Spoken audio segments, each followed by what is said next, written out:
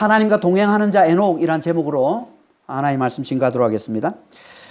우린 지난주 하나님께서 아담에게 셋을 주셔서 그를 통해 하나님의 형상을 따라 새로운 인류를 창조하시는 이야기를 살펴봤습니다. 지난주에 이제 아담의 6대손까지 우리가 살펴봤을 거예요. 오늘은 이제 그 7대손인 에녹에 대해서 우리가 집중해서 한번 살펴보려고 합니다. 21절에서 23절 한번 보겠습니다. 에녹은 65세에 무두셀라를 낳았고 무두셀라를 낳은 후 300년을 하나님과 동행하며 자녀들을 낳았으며 그는 365세를 살았더라. 가인의 아들의 이름도 에녹이라 했는데 여기 에녹은 이제 그와는 다른 아담의 7대손 에녹을 말합니다. 잘 보면 아담부터 6대손까지는 똑같은 기록 패턴으로 오다가 이제 이 에녹에 와서 7대손인 에녹에 와서 기록 패턴이 좀 달라집니다. 다시 말해서 앞에 나오는 아담의 후손들은 다 똑같이 누구는 몇 세에 누구를 낳았고 누구를 낳은 후 몇 세를 살며 자녀들을 낳았고 그리고 전체 몇 세였고 그리고 죽었더라. 이 똑같은 이 패턴으로 계속 말씀을 해오다가 에녹에 와서 이제 이 패턴이 깨집니다. 에녹에 대해서는 다른 후손들과 다르게 말씀을 하고 있는 거예요. 그걸 이제 두 가지로 요약할 수 있는데 두 가지로 그 차이를 두 가지로 요약할 수 있는데 하나는 아담의 다른 후손들은 다 누구를 낳은 후 몇 세를 살며 자녀들을 낳았다 이렇게 얘기를 하고 있는데 에녹은 이 살다라는 말 대신에 하나님과 동행했다라고 말씀을 하고 있고요. 또 하나는 다른 후손들은 다 죽었다라고 얘기하고 있는데 이 에녹에 대해서는 죽었다는 말이 없습니다. 죽었다는 말씀을 하지 않고 있습니다. 이 두 가지가 이제 어떻게 보면 큰 차이라고 할 수 있는데요. 이거에 대해서 이제 하나씩 살펴보려고 합니다. 에녹은 하나님과 동행했던 자라고 얘기합니다. 그러니까 다른 아담의 후손들과는 다른 삶을 살았다는 거예요. 그게 뭐냐면 하나님과 동행이라는 겁니다. 그의 삶을 한마디로 압축하면 하나님과 동행하는 삶이라는 거죠. 우리는 우리 후손들에게 어떤 삶으로 기억되기를 원하십니까? 우리의 삶을 한마디로 압축하면 어떤 삶이 되기를 원하십니까? 저는 에녹과 같은 이런 삶이 되기를 바랍니다. 우리를 기억하는 사람들이 우리를 생각할 때 저 사람은 하나님과 동행하는 자였다. 이런 기억을 해준다면 그게 최고의 인생을 산 게 아닌가라는 생각을 해봅니다. 우리 에녹을 보면서 그런 도전을 받기를 바랍니다.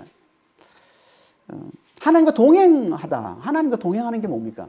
이 문자적인 해석은 하나님과 함께 걷는 걸 얘기하는 겁니다. 하나님과 함께 걷다. 걷다라는 말은 삶을 자주 나타내는 표현인데요. 그러니까 하나님과 함께하는 삶. 하나님과 함께하는 삶. 이게 동행이라는 거죠. 친밀한 사귐으로 하나님과 함께하는 것. 이걸 뭐라고 했습니까? 예배라고 했습니다. 예배. 하나님의 형상의 핵심인 예배. 그러니까 하나님과 친밀히 사귀며 함께하는 이 예배를 삶으로 살아내는 것. 이게 뭐라는? 이게 동행이라는 겁니다. 그러니까 가장 하나님의 형상다운 삶, 하나님이 가장 기뻐하시는 삶, 이게 하나님과의 동행이라는 거죠. 이 삶을 아담의 7대손, 7은 완전수, 완성의 수라고 했습니다. 아담의 7대손 에녹이 이 삶을 살았다는 겁니다. 그러니까 하나님이 가장 기뻐하시는 삶의 모델을 살았던 자가 에녹이라는 거예요. 하나님은 당신의 백성들이 다 아담의 7대손 이 하나님 형상의 완성인 에녹처럼 하나님 백성들이 다 이 삶을 살기를 하나님께서는 간절히 원하십니다. 아담의 후손들 중엔 에녹 때에 와서 에녹만 이 삶을 살았다라고 얘기를 하고 있지만 하나님은 이 삶이 앞으로 장차 나타날 당신의 백성들의 삶의 모델이 되기를 간절히 원하신다는 겁니다. 그래서 애굽에서 탄생한 하나님의 백성 이 이스라엘이 애굽에서 나온 후에 애굽에서 구원받은 후에 하나님으로부터 제일 먼저 그리고 가장 오랫동안 훈련받은 게 이 훈련인 겁니다. 하나님과 동행하는 훈련. 하나님은 구름 기둥과 불 기둥으로 늘 그들과 함께 하시면서 구름이 움직이면 그들도 움직이고 구름이 멈추면 그들도 멈추게 하는 몇 날이고 몇 달이고 몇 년이고 그들을 멈추게 하는 이 동행하는 훈련을 하나님께서 이스라엘 백성들에게 시키신 겁니다. 이걸 말씀하고 있는 게 민수기 9장 17절에서 23절까지 말씀인 거죠. 구름이 성막에서 떠오른 때에는 이스라엘 자손이 곧 행진하였고 구름이 머무는 곳에 이스라엘 자손이 진을 쳤으니 22절에 이틀이든지 한 달이든지 1년이든지 구름이 성막 위에 머물러 있을 동안에는 이스라엘 자손이 진영에 머물며 행진하지 아니하다가 떠오르면 행진하였으니 곧 그들이 여호와의 명령을 따라 진을 치며 여호와의 명령을 따라 행진하고. 하나님은 이스라엘을 광야로 인도하셔서 40년간 구름과 불로, 낮에 구름과 밤에 불은 하나님의 임재를 상징하는 겁니다. 그러니까 구름과 불로 하나님의 임재를 상징하는 이 구름과 불로 그들과 함께 하시면서 그들에게 하나님과 함께 걷는 동행을 훈련시키신 거예요.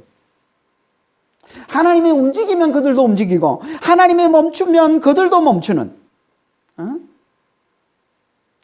우리가 자주 찬양하는 대로 오늘도 우리가 찬양했던 이 찬양으로 하면 뭡니까? 하나님이 가라 하시면 가고 하나님이 멈추라 하시면 멈추는, 이게 하나님과 동행 훈련인 거예요. 이 훈련을 40년간 시키신 겁니다.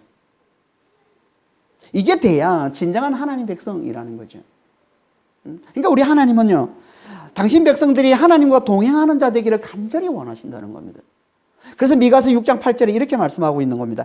사람아, 주께서 선한 것이 무엇임을 내게 보이셨나니 여호와께서 내게 구하시는 것은 오직 정의를 행하며 인자를 사랑하며 겸손하게 내 하나님과 함께 행하는 것이 아니냐. 하나님과 함께 행하다는 말이 할로크, 동행하다는 말입니다.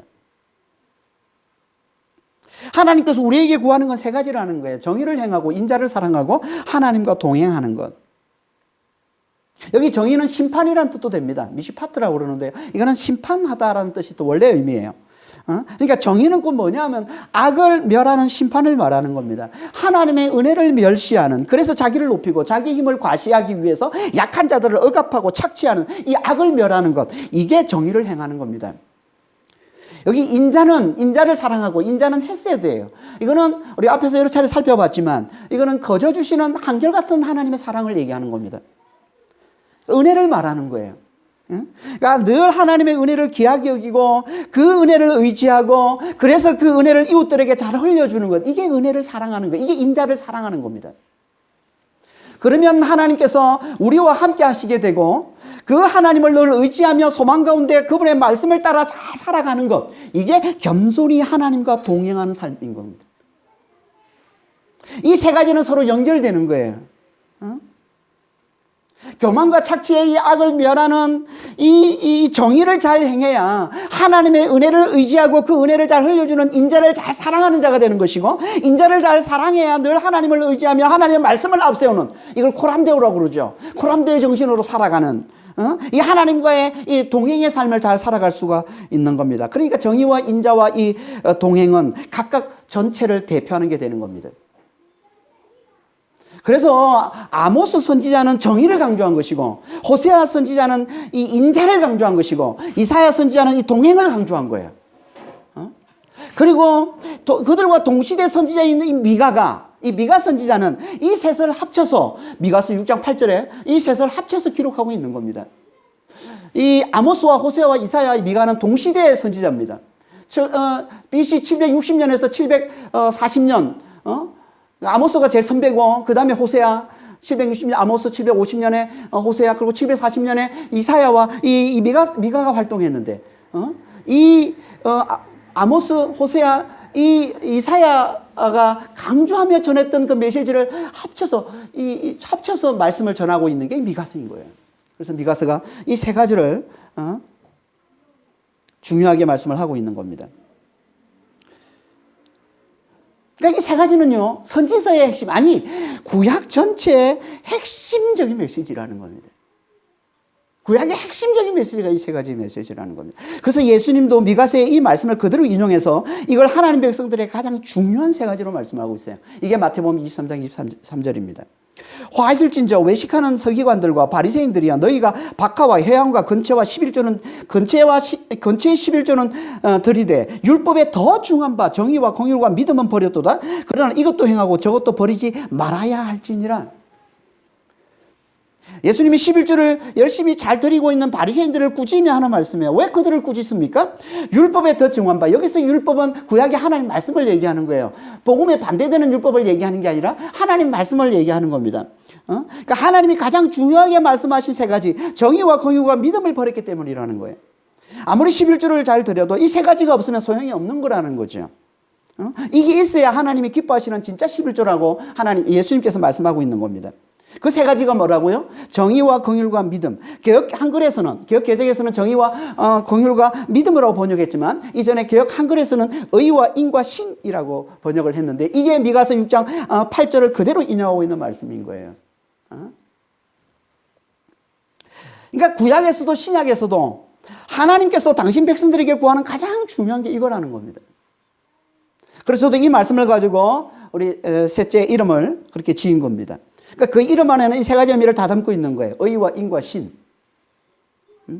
교만과 억압의 악을 잘 멸하는 정의. 이게 십자가를 잘 붙드는 거예요. 왜냐하면 십자가를 붙드는 건 결국은 정의예요. 우리 안에 있는 교만과 이 억압에 자기를 높이고 또 약한 자들을 억압하고 착취하는 이 교만과 이 억압을 멸하는 이 정의를 세우는 게 십자가를 붙드는 겁니다. 그리고 하나님의 은혜를 잘 알고 이웃에게 그 은혜를 잘 흘려주는 인자와 늘 하나님과 함께하는, 늘 하나님을 의지하며 그 말씀을 따라 사는 이 동행. 이게 저와 저 아이들의 삶에 나타나길, 이게 저와 저 아이들의 삶이 되기를 간절히 바란 마음으로 그 이름을 지은 거죠. 이건 저뿐만 아니라 하나님께서는 우리 모두가 다 뭘 해도 그 속에 이 정의와 이 인자와 이 동행이 있는 이 삶을 잘 살아내기를 우리 하나님 간절히 원하시는 겁니다. 그래서 이렇게 중요하게, 이게 가장 중요하다고 주님께서 구약에서도 신약에서도 말씀을 하고 있는 거죠. 이걸 한마디로 압축하면, 이거 한 단어로 압축하면 이게 뭐라고요? 이게 동행이라는 거예요. 하나님과의 동행. 이걸 또 다른 말로 예수님이 뭐라고 말씀하고 있습니까? 믿음이라고 말씀하고 있죠. 믿음. 그러니까 하나님과 동행하는 게 믿음이라는 거예요. 물론 믿음은 말씀을 듣고 깨달아 하나님을 의지하는 데서부터 시작하는 겁니다. 그래서 이 믿음이 성숙해진 것, 늘 하나님과 함께하며 하나님을 잘 의지하는 것, 늘 하나님을 의지하며 그분의 말씀을 듣고 소망 가운데 그 말씀을 잘 따라 사는 것, 이게 하나님과 동행하는 믿음이라는 겁니다. 그러니까 예배를 삶으로 살아내는 가장 하나님의 형상다운 삶을 사는 이 동행은 성숙한 믿음을 말하는 거예요. 당연히 이건 하나님이 가장 기뻐하시는 믿음인 것이고, 이 믿음 위에 하나님은 반드시 놀라운 축복을 부어주신다는 겁니다. 그래서 하나님께서 다른 아담의 후손들은 다 메세되어 죽었다라고 했는데 에녹에겐 죽음을 보지 않고 데려가는 놀라운 축복을 주셨다고 말씀하고 있는 거예요. 그게 23절 24절 말씀이죠. 그는 365세를 살았더라. 에녹이 하나님과 동행하더니 하나님이 그를 데려가심으로 세상에 있지 아니하였더라. 이 말씀은요, 하나님께서 그를 죽음을 보지 않고 세상에서 데려갔음을, 죽음을 보지 않고 하늘로 옮기셨음을 말씀하고 있는 거예요. 그래서 이 말씀을 히브리서 11장 5절 6절에서 해석하면서 이렇게 해석하고 있는 거죠. 믿음으로 에녹은 죽음을 보지 않고 옮겨졌으니 하나님이 그를 옮기심으로 다시 보이지 아니하였느니라. 그는 옮겨지기 전에 하나님을 기쁘시게 하는 자라는 증거를 받았느니라. 믿음이 없이는 하나님을 기쁘시게 하지 못하나니 하나님께 나아가는 자는 반드시 그가 계신 것과 또한 그가 자기를 찾는 자들에게 상 주는 이심을 믿어야 할지니라. 에녹은 믿음으로 죽음을 보지 않고 세상에서 옮겨졌다, 하늘로 옮겨졌다라고 말씀을 하고 있습니다. 그리고 그가 하나님을 기쁘시게 하는 자라는 증거를 받았기 때문이다라고 얘기를 하고 있어요. 그 기쁘시게 하는, 하나님을 기쁘시게 하는 증거가 오늘 본문으로 하면 뭡니까? 하나님과의 동행이라는 거예요. 이걸 다른 말로 믿음이라고 한다는 겁니다. 그리고는 그 믿음이 없이는 하나님을 기쁘시게 할 수 없다면서 하나님께 나아오는 자는 하나님이 계신 것과 그가 자기를 찾는 자들에겐 상주는 이심을 반드시 믿어야 한다라고 말씀을 하고 있는 거예요. 그러니까 하나님과 동행하는 믿음, 이게 곧 뭐냐 하면 그분이 계신 것과 그가 자기를 찾는 자들에게는 반드시 상주는 이심을 믿는 거라는 거예요. 이게 곧 늘 하나님을 의지하며 소망 가운데 그분의 말씀을 잘 따라 사는 동행이라는 거예요. 그러니까 우리가 하나님과 잘 동행하지 못한다면 그건 결국 이 두 가지, 하나님이 계신 것과 하나님 그분을 찾는 자들에게, 그분을 의지하는 자들에게 반드시 상 주는 이 심, 반드시 구원해 주시는 이 심. 여기 상은 생명의 면류관을 얘기하는 거예요. 그러니까 반드시 구원해 주시는 이 심을 믿지 못하기 때문이라는 거죠. 이 두 가지, 하나님 계신 것과 하나님의 상 주는 이 심을 믿지 못하기 때문이라는 겁니다. 그래서 하나님은 지금도 우리에게 이 믿음을 훈련하고 계신 거예요. 우리는 그가 계신 것을 잊어버릴 때 얼마나 많은지 모릅니다. 하나님이 계신 걸 잊어버릴 때 얼마나 많습니까? 우리 삶 가운데. 하나님 계신 것을 잊어버리면 그분의 상주심도 잃어버리는 거예요. 잊어버리는 거죠. 그래서 우리는 기도하지 않는 거예요. 그분이 계신 것과 그분의 상주심을, 상주는 이심을 잊어버린 표가 뭐냐면 우리 삶에 기도가 없는 거예요. 우리 삶에 기도가 약한 겁니다. 우리가 언제 이걸 잘 잊어버립니까? 언제 우리가 하나님 계신 걸 잘 잊어버리고 그분이 우리가 상주이심을 우리가 잘 잊어버립니까? 그분을 찾지 않아도 우리가 잘 될 때, 그분을 찾지 않아도 별 일이 없을 때, 그분이 찾지 않아도 우리가 삶에 행통할 때, 그러면 하나님 찾지 않다 당연히 그럼 하나님 잊어버리는 거예요. 하나님 계신 거 잊어버리는 겁니다. 그분이 상주이심을 잊어버리는 거예요. 그럴 수밖에 없지 않겠어요? 당연한 거죠. 하나님 찾아도 잘 되는데 뭐하러 하나님을 찾아요? 하나님 안 찾는데 하나님은 계신 걸 당연히 잊어버릴 수밖에 없는 거죠.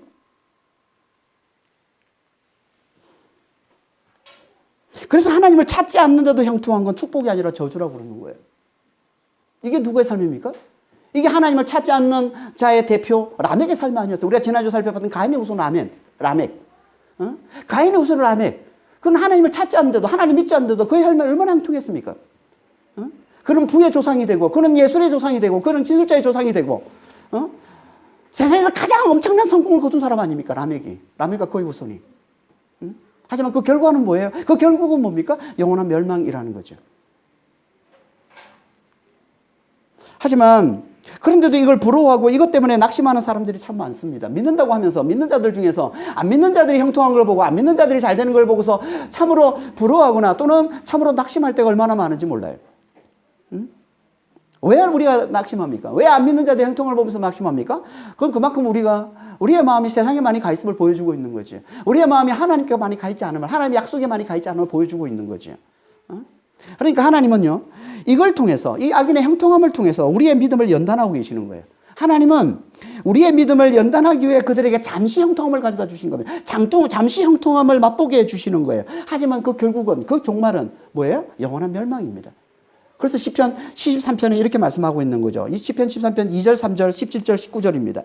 내가 거의 넘어질 뻔하였으니 이는 내가 악인의 형통함을 보고 오만한 자를 질투하였습니다. 17절에 하나님의 성소에 들어갈 때야 그들의 종말을 내가 깨달았나이다. 주께서 참으로 그들을 미끄러운 곳에 두시며 파멸에 던지시니 그들이 어찌하여 그리 갑자기 황폐되었는가 놀랄 정도로 그들은 전멸하였습니다. 이걸 언제 깨닫는다고요? 악인의 행통을 보고 넘어질 뻔했는데, 악인의 행통을 보고 정말 너무너무 마음이 힘들고 어려웠었는데, 그런데 이 악인의 형통함이 결국은 영원한 멸망이라는 걸 이 시인이 언제 깨달았다고 합니까? 성소에 들어갈 때 깨달았다는 거예요. 하나님께 나와서 하나님 말씀을 들을 때 깨달았다는 거예요. 하나님 앞에 나와서 하나님께 기도할 때 깨달았다는 거예요. 그러니까 우리도 마찬가지입니다. 우리가 언제 악인의 형통을 보고 넘어지지 않아요? 언제 우리가 악인의 형통을 보고도 우리가 거기에 실족하지 않을 수 있습니까? 하나님께 잘 나올 때, 하나님께 나와서 하나님 말씀을 잘 들을 때, 기도할 때 우리가 악인의 형통함에 넘어지지 않는 거예요. 그들의 결국을 깨닫고 그들의 종말을 깨닫고 그들은 영원한 멸망임을 제대로 깨닫고서 끝까지 이 믿음의 길을 우리가 잘 걸어갈 수 있는 겁니다. 우리가 성소에 잘 나올 때, 하나님 앞에 잘 나올 때, 하나님 말씀을 잘 듣고 그분의 기도할 때, 기도할 때 넘어지지 않습니다. 이 믿음의 길을 잘 걸어갈 수 있는 겁니다. 그러니까 하나님은 잠시 악인들의 형통함과 우리의 환난을 통해서 우리의 믿음, 하나님이 계신 것과 그분의 상주는 이심을 믿는 이 믿음을 연단하시는 겁니다. 하나님은. 그래서 우리로 하여금 에녹과 같이 하나님과 동행하는 삶을 잘 살아내게 하시는 거예요. 왜 하나님께서 우리로 하여금 이렇게 에녹과 같이 하나님과 동행하는 삶을 잘 살아내게 하실까요? 그래야 우리가 확실히 죽음을 이기고 영생에 이르는 자가 되기 때문에, 그래야 우리가 확실히 죽음을 이기는 자가 되기 때문에, 이걸 하나님께서 아주 놀라운 이적으로 나타내 보여주신 게 에녹을 죽음을 보지 않고 세상에서 하늘로 옮겨주신 거예요. 놀라운 이적으로 나타내 보여주신 게. 죽음을 보지 않고 하늘로 옮겨진 자는 성경에 딱 두 사람이 나옵니다. 에녹과 엘리야 선지자. 수많은 믿음의 사람들이 있는데 죽음을 보지 않고 승천한 사람은 이 둘뿐입니다. 왜 이 두 사람만 죽음을 보지 않았을까요? 뭐 정확한 이유는 알 수 없습니다. 성경에서 정확하게 말씀을 하고 있지 않기 때문에 정확한 이유는 알 수 없지만 성경 말씀을 보고 대략 추측해 보면요, 엘리야는 능력의 선지자로 선지자를 대표하는 인물입니다. 즉 그는 하나님의 살아계심을 능력으로 나타내 보여주는 많은 능력들을 행하면서 죽은 자를 살리기까지 하는 놀라운 능력들을 많이 행하면서 하나님의 능력, 하나님의 살아계심을 능력으로 나타내 보여주는 대표적인 선지자였던 거예요, 엘리야가. 그래서 예수님께서 십자가를 지시기 전에, 돌아가시기 전에 베나산에 오르셨을 때 구약의 두 인물을 만나서 그의 별세, 세상을 떠남, 십자가에 대해서 죽으심에 대해서 의논하는데 그 두 사람이 누굽니까? 율법을 대표하는 모세와 선지자를 대표하는 엘리야였던 겁니다.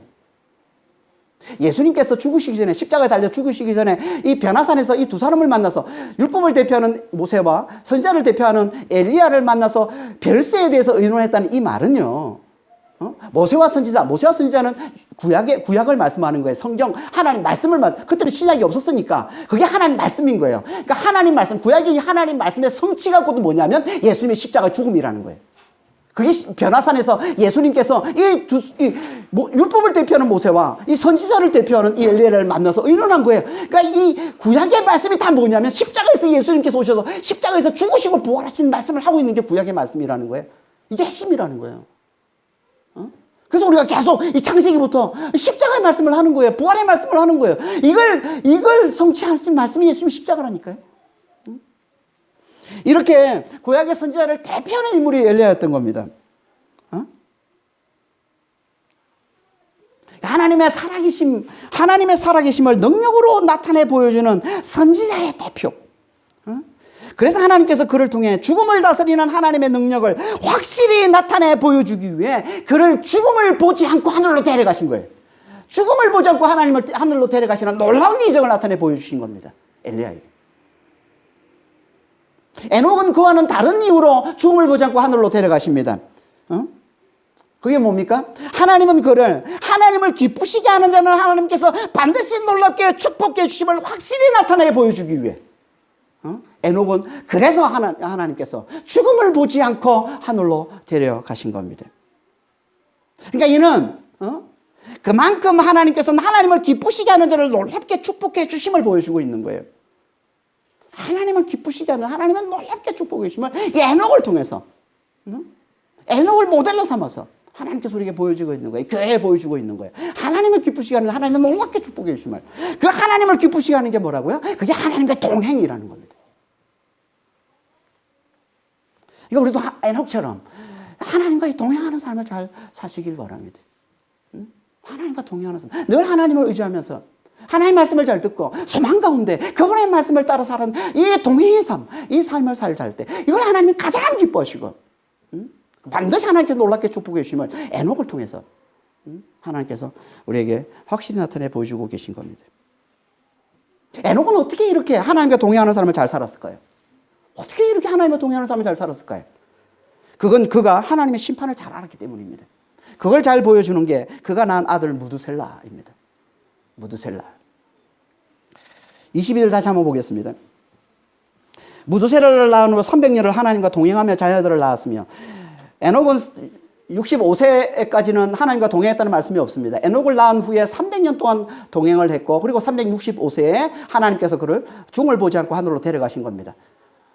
무드셀라를 낳은 것과 에녹이 하나님과 동행했던 삶을 사는 건 아주 직결되는 겁니다. 근데 대체 그럼 무드셀라가 뭐길래 에녹은 무드셀라 낳은 후에 하나님과 동행하는 삶을 살았을까요? 무드셀라라는 이 말은요, 직역을 하면 창을 던지는 사람 이런 뜻입니다. 무드셀라, 이 히브리어는 마트셀라우라는 뜻인데, 마트라는 말은 사람이라는 뜻으로 쓰이지만 더 정확히 말하면 반드시 죽는 존재라는 뜻입니다. 이 무트라는 죽다라는 단어에서 파생된 명사형인데요, 반드시 죽는 존재 이런 뜻, 이게 마트입니다. 그리고 셀라우는 던지다, 뻗다, 던지다 이런 뜻인데, 보내다, 던지다 이런 뜻인데, 여기서 나온 명사형으로 던지는 무기를 나타내는 겁니다. 그게 창이죠. 그러니까 이 마트 셀라우라는 이 말은 창을 던지는 반드시 죽는 존재 이런 뜻입니다.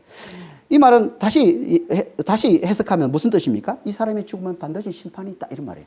창을 던지는 건 심판을 상징하는 겁니다. 이 사람이 죽을 때 반드시 심판이 온다라는 뜻입니다. 에녹이 왜 아들을 낳고서 이 이름을 지었을까요? 그건요, 하나님이 그에게 심판을 말씀해 주셨기 때문에 그렇습니다. 그걸 잘 보여주는 말씀이 유다서 1장 14절 15절입니다. 아담의 7대 손 에녹이 이 사람들에 대해서도 예언하여 이르되 보라 주께서 그 수만의 거룩한 자와 함께 임하셨나니 이는 무사람을 심판하사 모든 경건하지 않은 자가 경건하지 않게 행한 모든 경건하지 않은 일과 또 경건하지 않은 죄인들이 주를 거슬러 한 완악한 말을 말미암아 그들을 정죄하려 하심이라 하였느니라. 이 말씀은요, 유다는 예수님의 동생입니다. 예수님의 친동생이죠. 야곱의 형제입니다. 당시에 이제 교회 리더였던 야곱의 형제 유다를 얘기하는 겁니다. 유다가 정경은 아니지만 당시에 교회에서 널리 읽히고 있었던 이 에녹스를 인용해서 전하고 있는 말씀인데요. 여기 보면 에녹이 경건하지 않은 자들에게 하나님의 말씀을 전했다고 합니다. 그 말씀이 뭐라고 얘기합니까? 하나님께서 수많은 천사들과 함께 임하셔서 모든 사람을 심판하실 거라고. 그래서 경건하지 않은 모든 죄인들과 하나님을 거슬러 말한 하나님 대적하고 하나님 멸시하는 모든 자들을 하나님 다 철저히 벌하실 것이라고 그렇게 전했다는 거예요. 이 에녹이. 무슨 말입니까? 이는 에녹이 살던 당시에 하나님을 멸시하고 하나님을 대적하는 경건하지 않은 자들이 많이 있었음을 보여주는 말씀인 거예요. 하나님의 형상 아담의 계보가 계속 이어지다가 세월이 많이 지나가고 세상에 사람들이 많아지면서 사람들은 점점 하나님을 잃어버리고 하나님을 대적하고 하나님을 멸시하는 이 경건하지 않은 자들이 많이 생겨났다는 거예요. 세상에. 그러다가 에녹의 때 그 죄악이 세상에 가득해졌고 그래서 하나님께서 에녹에게 세상의 심판을 말씀하시는 겁니다. 말씀해 주신 거예요. 그리고 그 증거로 그 아들의 이름을 무드셀라라고 짓게 하신 겁니다. 그 아이가 죽으면, 이 사람이 죽으면 반드시 심판이 임한다 라는 뜻의 아들의 이름을 짓게 하신 거예요, 하나님께서. 그리고 실제로 무드셀라가 죽을 때, 무드셀라는 다음 주 살펴보겠지만 969세 가장 오래 살았던 아담의 후손입니다. 성경에 나오는 사람 중에서 가장 오래 했던 사람이 무드셀라예요. 그래서 뭐 세상에서 무드셀라는 이름은 다 알잖아요. 가장 오래 살았던 사람 이렇게 잘 알고 있지 않습니까? 무드셀라. 969세를 살고 969세에 죽는데 그때가 노아의 나이가 600세입니다. 무드셀라의 969세가 될 때 노아의 나이가 600세고 이 600세가 됐을 때 성경에서 뭐라고 말씀하시냐면 홍수가 일어나 세상을 멸망시켰다라고 말씀하고 있습니다. 무드셀라가 죽는 해가 노아의 600세 되던 해였고 그때 세상에 홍수가 일어나서 세상을 멸망시켰다는 겁니다. 그러니까 이 이름은 무드셀라는 이름은 하나님이 주셔서 지은 이름인 거예요. 에녹에게. 그리고 그때부터 에녹은 하나님과 동행하는 삶을 살았다는 겁니다. 그게 우리가 방금 읽었던 22절 3절 말씀이죠. 다시 한번 보겠습니다. 무드셀라는 나온 후에 300년을 하나님과 동행하며 자녀들을 낳았으며 그는 365세를 살았더라. 300년 동안 하나님과 동행하며 살았다라고 얘기하고 있습니다. 그러니까 에녹이 하나님과 동행하는 삶을 살았던 가장 어떻게 보면 직접적인 이유가 뭐예요? 직접적인 이유가 뭡니까? 그가 하나님의 심판을 잘 알았기 때문에. 하나님의 심판의 말씀을 듣고 그 하나님의 심판에 대해서 너무나 잘 알았기 때문에. 하나님의 말씀해 주셨어요.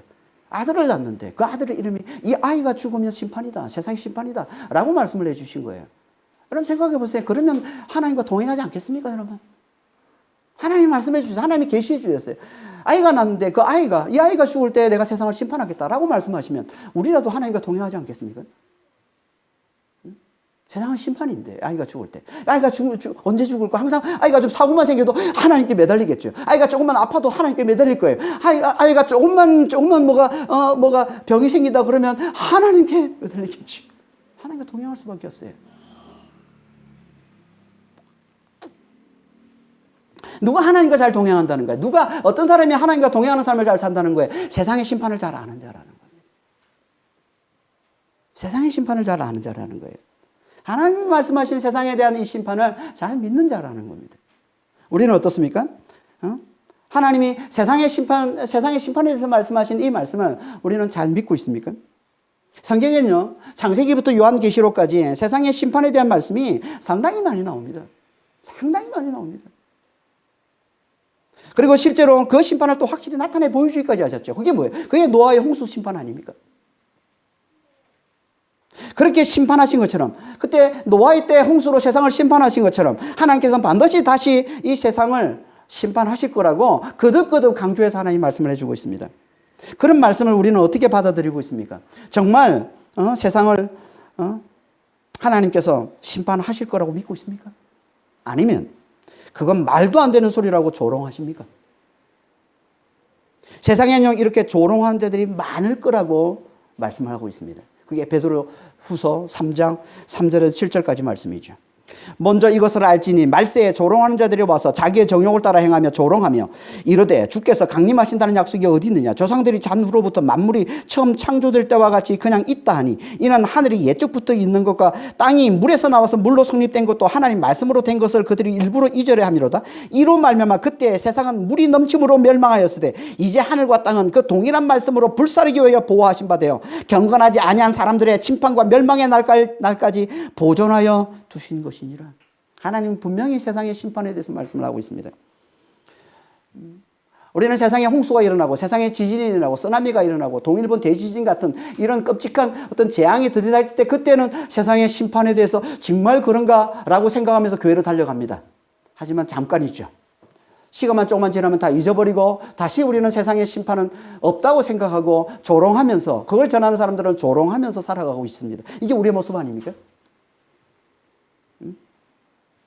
그러니까 이런 세상에 보여주고 있는 하나님의 심판의 징조들, 홍수와 지진과 전쟁과 이런 심판의 징조들을 보면서 하나님의 이 말씀, 세상의 심판에 대한 이 말씀을 확실히 믿고 이 말씀을 굳게 잘 붙드는 자가 하나님의 말씀을 잘 따라 사는, 하나님과 동행하는 삶을 사는 것이지, 그렇지 않으면 우리는 세상과 동행하는 자가인 거예요. 그렇지. 세상은 절대 심판 당하지 않아. 세상은 절대 망하지 않아. 세상은 지금까지 망하지 않았던, 앞으로도 영원히 망하지 않을 거야 라고 믿고 있으면 우리는 세상과 동행하는 삶을 사는 자가 되는 것입니다. 우리 자신을 한번 잘 돌아보시길 바랍니다. 우리는 세상과 동행하는 자인지 아니면 하나님과 동행하는 자인지, 우리는 하나님의 말씀을 붙들고 살아가는 자인지 아니면 우리 눈에 보이는 세상의 모습을 붙들고 살아가는 자인지 잘 돌아보시길 바랍니다. 그러니까 에녹은 세상의 심판에 대해서 잘 알았던 거예요. 하나님의 말씀을 듣고서 잘 알았던 겁니다. 그래서 하나님과 동행하는 삶을 살았던 거예요. 그러면서 동시에 그는 세상에 이 심판의 말씀을 또 잘 전하는 삶을 살았던 겁니다. 이게 유다서 1장 14절 15절 말씀 아닙니까? 그러니까 하나님과 동행하는 삶과 세상에 이 하나님의 이 말씀, 심판의 이 말씀을 전하는 이 삶은요, 별개가 아니에요. 에녹의 삶을 보면 이게 같이 가는 겁니다. 동행하는 삶을 사는 자가, 하나님과 동행하는 삶을 사는 자가 곧 하나님의 말씀을 세상에 잘 전하는 삶을 사는 것입니다. 하나님과 동행한다고 그러니까 그냥 세상에 도피해서 하나님과만 잘 지내는 이 삶을 사는 걸 얘기하는 게 아니라는 거예요. 하나님과 동행하면서, 하나님을 의지하면서, 늘 소망 가운데 그분의 그 말씀을 따라 잘 살면서 이 하나님의 이 말씀을 세상에 잘 증거하는 삶을 사는 것, 이게 에녹이 우리에게 보여주고 있는 하나님과의 동행의 삶이라는 겁니다.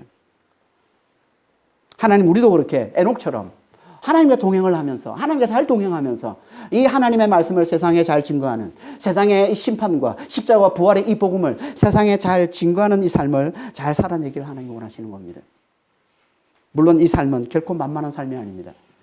이 삶은 결코 쉬운 삶이 아닙니다. 편안한 삶이 아닙니다. 너무나 힘들고 고통스럽고 아픈 삶입니다.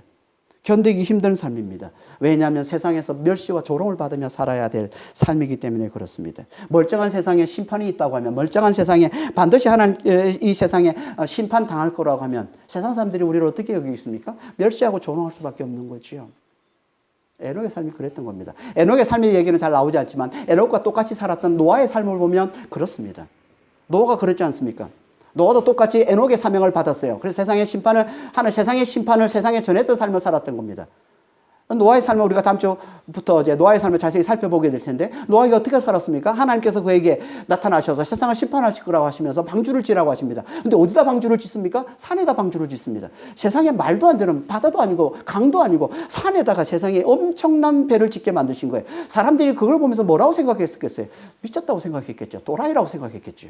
당연히 그렇지 않았겠습니까? 그러면서 방주를 지면서, 배를 지면서 노아가 그랬을 거예요. 하나님이 세상을 심판할까? 이 배가 완성되면 하나님이 세상의 홍수로 세상을 심판할 거야. 그렇게 떠들어대도 사람들이 뭐라고 여겼겠습니까? 미친 사람의 소리로 여겼겠죠. 멸시했겠죠. 조롱했겠죠. 이 멸시와 조롱을 받으면서 노아는 묵묵히 방주를 짓는 삶을 살았던 겁니다. 그리고 방주가 완성될 때 하나님께서 세상을 홍수로 심판하신 겁니다. 여러분, 에녹도 마찬가지입니다. 에녹도 무드셀라로 나온 이후에 하나님과 동행하면서 세상에 심판을 전했습니다. 무드셀라 자기 아들의 이름을 가리키면서 하나님이 우리 아들을 주셨는데 이 아들의 이름을 이렇게 주셨다. 이 아이가 죽으면 심판이 임한다고. 이 아이가 죽으면 하나님께서 세상을 심판하신다는 말씀을 주셨다. 하나님을 믿지 않으면, 하나님을 찾지 않으면, 하나님을 의지하지 않으면 우린 다 심판당한다는 메시지를 노아가 300년 동안 그렇게 외치면서 살았을 겁니다. 그 증거를 아이를 대면서 이 아이의 이름을 하나님께 지어준 거라고. 마투샬라고. 이 아이가 죽으면 심판이 임한다고. 사람들이 그 얘기를 듣고서 어떻게 여겼겠어요? 미친 사람으로 여겼겠지. 아니, 이 멀쩡한 세상에 지금 무슨 세상에 심판이 있다고. 이 멀쩡한 세상에 왜 망한다고. 멸시하고 조롱했겠지. 이게 에녹의 삶이었을 거예요. 이게 얼마나 힘들었겠습니까? 이게 얼마나 괴로웠겠어요? 여러분, 우리가 멸시와 조롱을 당하면서 300년을 한번 살아보세요. 견디기 힘들 겁니다. 너무너무 고통스러울 겁니다. 그래서 하나님께서 에녹을 빨리 데려가신 거예요. 빨리 데려가신 겁니다. 에녹은 300년을 살고 300년 하나님과 동행하면서 그리고 하나님께서 그를 옮기셨다고 얘기합니다. 우리가 볼 때 300년도 길어 보이지만 당시에 살았던 아담의 후손들이 평균 900년인데 그 3분의 1밖에 살지 못한 겁니다. 에녹은 3분의 1밖에 살지 못한 거예요. 당시의 사람들에 비하면 너무나 짧게 살다 간 거죠.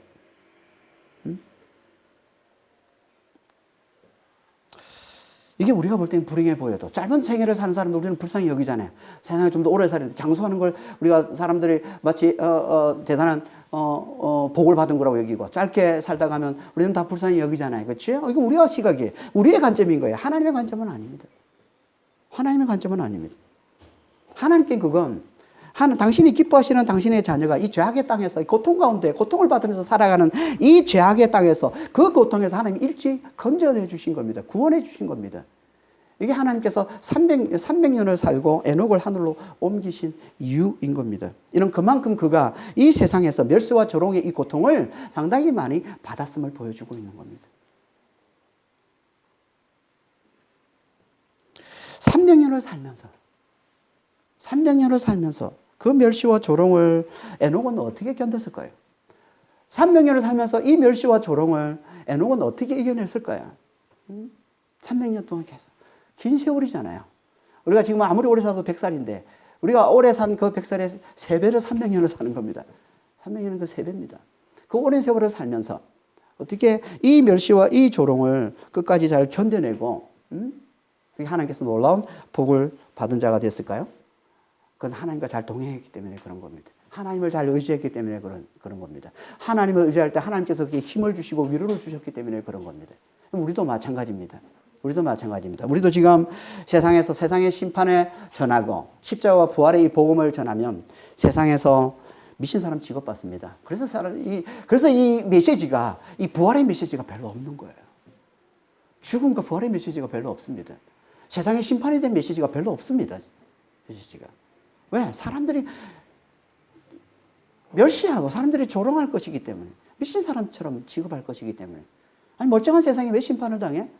여러분 메시지를 들어보세요. 목사님들의 이 설교들을 많이 들어보세요. 세상에 심판에 대한 메시지는 거의 없습니다. 부활에 대한 메시지도 거의 없습니다. 부활절 때만 가끔 하지. 거의 없습니다. 부활에 대한 메시지. 죽음과 부활.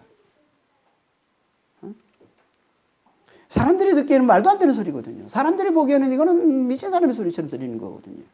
세상이 심판한다. 세상이 심판한다. 이렇게 멀쩡한 세상이, 이렇게 잘 돌아가는 세상이, 아니 앞으로 더 발전할 세상인데 지금 지금 우주를 지금 나아가는 세상인데, 지금 우주를 논하고 있는 세상인데, 지금 무슨 세상이 심판이 있다고.